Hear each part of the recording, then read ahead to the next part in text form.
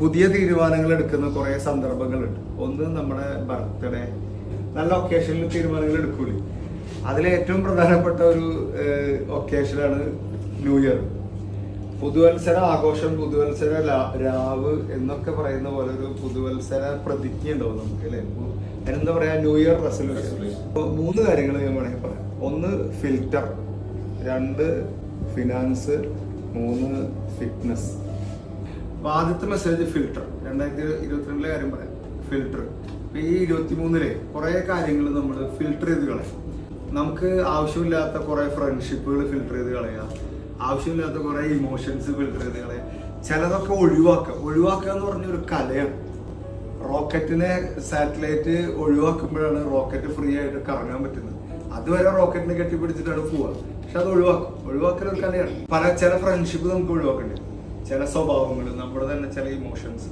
ആദ്യം തുടങ്ങേണ്ടത് റൂമിൽ നിന്നാണെന്ന് ഞാൻ പറഞ്ഞു. നമ്മുടെ റൂമില് ഒരുപാട് സാധനങ്ങൾ ഒഴിവാക്കാനുണ്ടാവും. യുവർ റൂം റെപ്രസെന്റ്സ് യു എന്നാണ് പറയുന്നത്. നമ്മുടെ റൂമും നമ്മളും ഏകദേശം ഒരേപോലെ.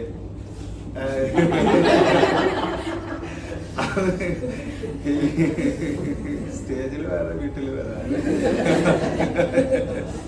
ശരിക്കും കുറെ കാര്യങ്ങൾ ഒഴിവാക്കാനുണ്ടാവും. ഫിൽട്ടർ, കുറെ ഫോൺ നമ്പറുകൾ ഒഴിവാക്കാനുണ്ടാവും. നമ്മളെപ്പോഴെങ്കിലും വിളിക്കുന്നൊക്കെ വിചാരിച്ച് സേവ് ചെയ്ത, ട്രെയിനിലൊക്കെ പരിചയപ്പെട്ടിട്ട് സേവ് ചെയ്ത കുറെ നമ്പർ ഉണ്ടാവും. ഒരു ഉപകാരം ഉണ്ടാവില്ല. കുറെ കാലം കഴിഞ്ഞ് നമുക്ക് തന്നെ അറിയില്ല ഇത് ആരെയും അത് ഒഴിവാക്കേണ്ടി വരും. നമ്മൾ പിന്നീട് എപ്പോഴെങ്കിലും ഇടുമെന്ന് വിചാരിച്ച് വാങ്ങിച്ചു വെച്ച കുറെ ഡ്രസ്സ് ഉണ്ടാവും. ചില ഡ്രസ്സുകളുണ്ട്, ഞാൻ വീഡിയോയിലൊക്കെ പറഞ്ഞാറുണ്ട്. അതായത് ഉപേക്ഷിക്കൂല, ഇടൂല. അങ്ങനത്തെ കുറെ സാധനങ്ങളില്ല. എപ്പോഴാന്ന് നോക്കിയാലും നമുക്ക് തോന്നി ഇത് വേണ്ട, പക്ഷെ കളയാൻ മനസ്സ് വരില്ല. ഇത് നമ്മുടെ ഒരു ഭയങ്കര ഒരു ബ്ലോക്കാ. അത് കളയാൻ വേണം. ചിലത് നമുക്ക് കളഞ്ഞാലേ പുതിയത് വരുള്ളൂ. അതായത് കീറി പറഞ്ഞാൽ നമുക്ക് ഉപേക്ഷിക്കാൻ സുഖമായിരിക്കും. അത് പിന്നെ നമ്മുടെ ഒരു എഫേർട്ട് വേണം. പക്ഷെ ഇങ്ങനത്തെ കുറെ സാധനങ്ങളുണ്ട്. അതായത് പിന്നെ എപ്പോഴെങ്കിലും കല്യാണത്തിന്റെ ഡ്രസ്സ്, ഞാൻ എൻ്റെ കുറെ കാലത്തെ എൻ്റെ ഓർമ്മകള് നിറം കെടുത്തിയ എന്താ പറയാ ആ ഡ്രസ്സില്ലേ, ഇത് കളയാൻ ഇവിടെ സമ്മതിക്കൂല.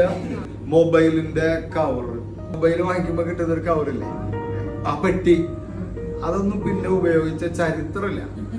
കുറെ ആവശ്യമില്ലാത്ത ചിന്തകൾ ഫിൽട്ടർ ചെയ്യാണ്ടാവും, ഇമോഷൻസ് ഫിൽട്ടർ ചെയ്യാണ്ടാവും. ഫിൽട്ടറിങ് ഒരു കലയാണ്. അതാണ് ആദ്യം. 2 ഫിറ്റ്നസ്.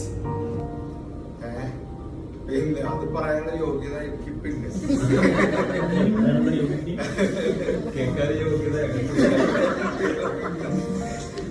ATP ഉണ്ടല്ലോ, അബിയൻസ് ട്രാൻസ്ഫോർമേഷൻ പ്രോഗ്രാം.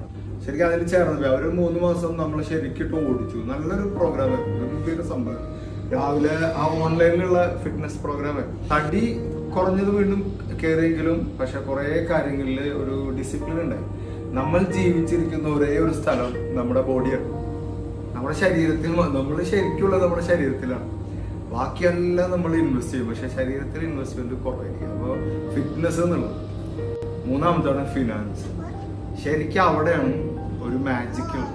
ഞാൻ നിങ്ങൾക്കൊരു വർക്ക് ഇപ്പോ ഓക്കെ, നിങ്ങളുടെ ബാങ്കിലെ ആപ്പിൽ ആ ആപ്പ് ഒന്ന് ഓൺ ചെയ്തിട്ട് അതിലെ ബാലൻസ് ഒന്ന് നോക്കുക. ആർക്കും കാണിച്ചു കൊടുക്കണം, ഒന്ന് ചെയ്തു. എന്നിട്ട് അതിൻ്റെ ഒരു സ്ക്രീൻഷോട്ട് ഉണ്ട്. Add a 0. 1 ലക്ഷമാണ് ഉള്ളതെങ്കിൽ അത് 0 ചേർത്ത് 10 ലക്ഷം ആക്കുക. 10,000 ആണെങ്കിൽ 1 ലക്ഷം ആക്കുക.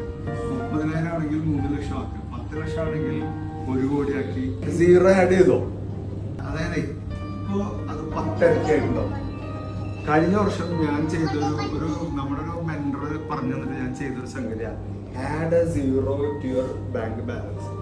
അപ്പോ അന്ന് 10,000 റുപ്പീസിന് വാങ്ങിച്ചിരുന്ന ഞാൻ പ്ലാൻ ചെയ്തത് എന്റെ ഫീസ് 1 ലക്ഷം ആക്കണം. 0 ചേർത്തപ്പോ അത് 1 ലക്ഷം ആക്കി. 10 ഇരട്ടി. അവരോട് ചോദിച്ചാൽ അറിയാം. അടുത്ത പരിപാടിക്ക് ഞാൻ 1 ലക്ഷം വാങ്ങിച്ചു. ഒരു പ്രോഗ്രാമിന് അല്ലേ, അത് ഓൺലൈനില് 0 എന്നുള്ള ഈ കോൺസെപ്റ്റ് വന്നപ്പോ ഞാൻ തന്നെ രാത്രി എന്നെ തന്നെ ഞാനൊന്ന് മോട്ടിവേറ്റ് ചെയ്തിട്ടാണ്. ഇതിന്റെ പേരിൽ സാലറി കൂട്ടരുത്, അത് ചോദിക്കരുത്, എന്നാ പിന്നെ 0 കൂട്ടി വാങ്ങിക്കരുത്. 0. പക്ഷെ ഒരു അക്ഷരം ഉണ്ടാകാതെ അവരെനിക്ക് തരുകയും ചെയ്തു. നമ്മുടെ പിന്നത്തെ പ്രോഗ്രാമിനൊക്കെ 1 ലക്ഷം ഫീസ് ആക്കി 10 ഇരട്ടി വളർന്നു. 2022 നിന്ന് 2023 ഞാൻ വളർന്ന വളർച്ച അതാണ്.